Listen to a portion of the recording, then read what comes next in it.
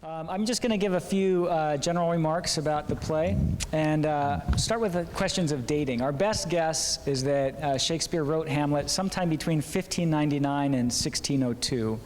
And one curious thing about this timing is that it means that Shakespeare likely wrote this play within 5 years of the death of his only son, who died at the age of 11, whose name just happens to have been Hamlet. Yeah.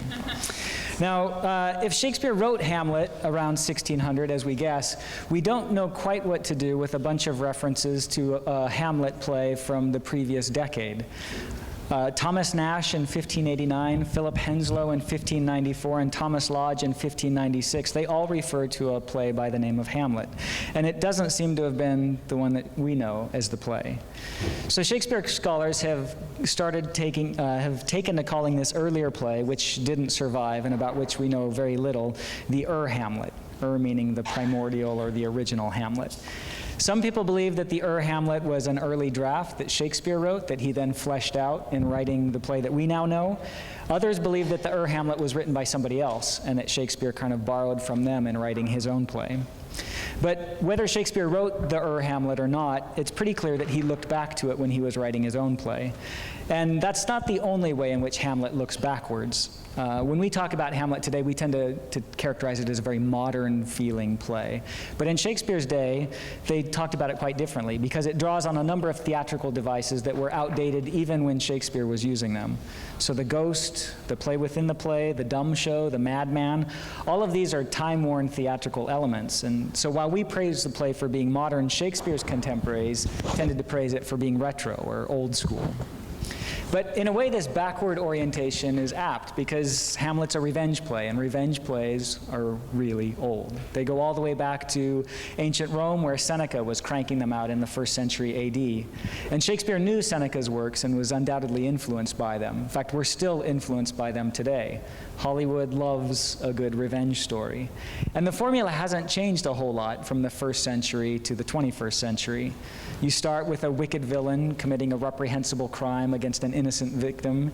Then you add in an avenger who has to use his courage or his cunning or his skill to overcome obstacles and inflict the ultimate punishment, right? And you're done. It's not that complicated. Yet Shakespeare kind of makes a mess of it in this play. Revenge tragedies work best when the victim is innocent, but the victim here, old King Hamlet, is no saint. He's got blood on his hands. He killed old Fortinbras in a duel, and he waged war against the Poles for some reason that we don't really know. In fact, when the ghost of old Hamlet appears to his son, he confesses that he's forced to burn in hellish fires during the day until such time as the crimes of his life are purged away. So instead of giving us an innocent victim, Shakespeare gives us an angry, violent king who probably had it coming. And instead of a remorseless villain, he gives us a murderer who feels pangs of guilt and prays for forgiveness. And then there's our avenger. Let's put it this way. Hamlet is no Liam Neeson. Right? Whereas Liam Neeson has a very particular set of skills, right? Skills that he has acquired over a long career. Right? Hamlet doesn't seem to have many skills at all. He's somewhere in his 30s, best we can guess, and he's still at the university. So Hamlet's having a hard time just picking a major, much less planning his vengeance. So instead of watching Hamlet overcome obstacles and exact revenge, what we do is watch him soliloquize and dither and soliloquize some more. And then when Hamlet finally does take action, he ends up killing the wrong person, stabbing Polonius when he means to kill Claudius.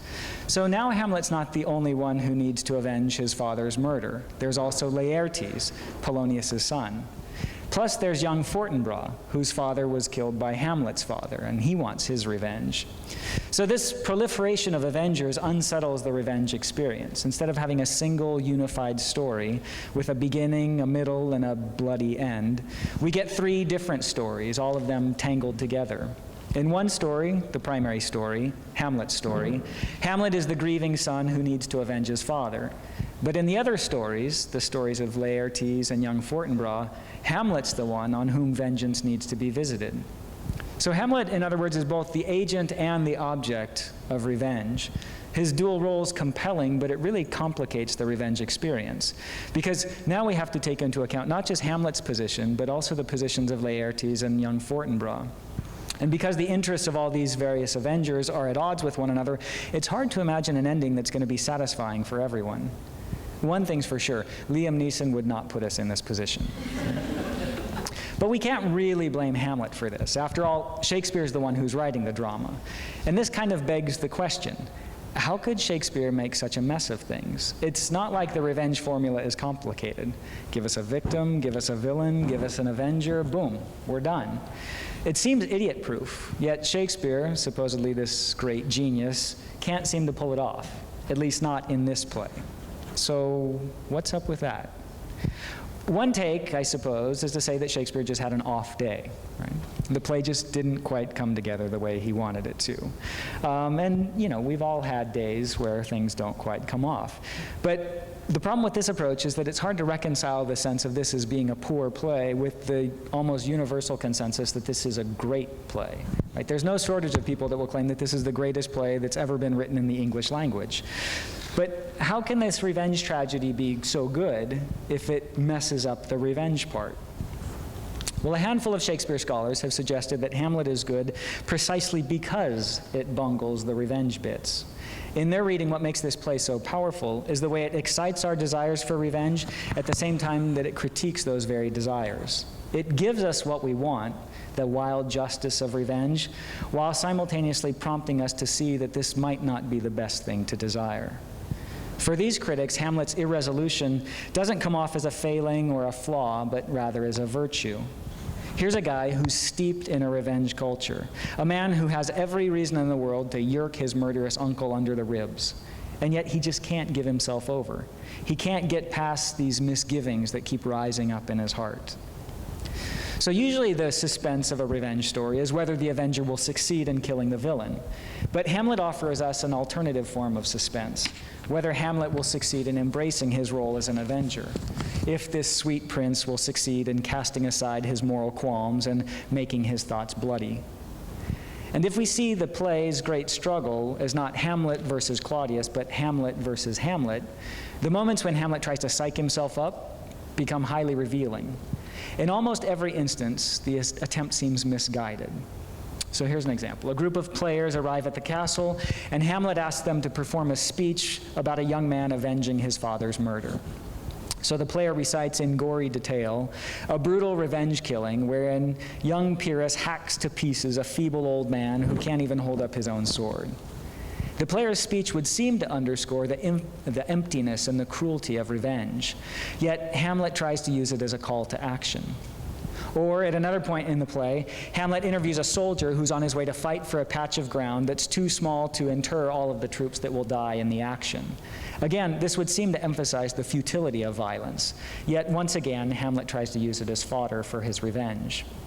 So over and over, the impetus of the occasion doesn't push in the direction that Hamlet feels it should go. So he tries to twist or misconstrue things until they line up, sort of, with his revenge project. But it's not a good fit. The edges just don't match up. And all these gaps and jagged seams are enough to make you crazy if you look at them too long. Oh wait, did I just say crazy? That's kind of a touchy word with this play. Because Hamlet tells us from the very beginning that he's going to put on an antic disposition. He's going to act crazy in order to pursue his revenge. And he reassures us throughout the play that his crazy act is just that, an act. But we have a hard time believing him. First, Hamlet's feigned madness doesn't seem to benefit him in any way. Supposedly, Hamlet decides to act insane in order to get greater license, to kind of carve out space for action. But it ends up doing the opposite. And think about it. If you had a nephew who started acting crazy, you'd start paying more attention to him, not less, right? This is what Claudius certainly does. He says that madness in great ones must not unwatched go. So Hamlet's feigned madness appears to hinder rather than help him in this regard.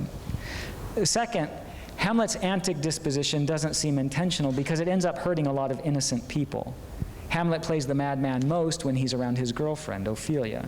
But why should Hamlet act crazy around Ophelia when she is the most virtuous and trustworthy character in the whole play?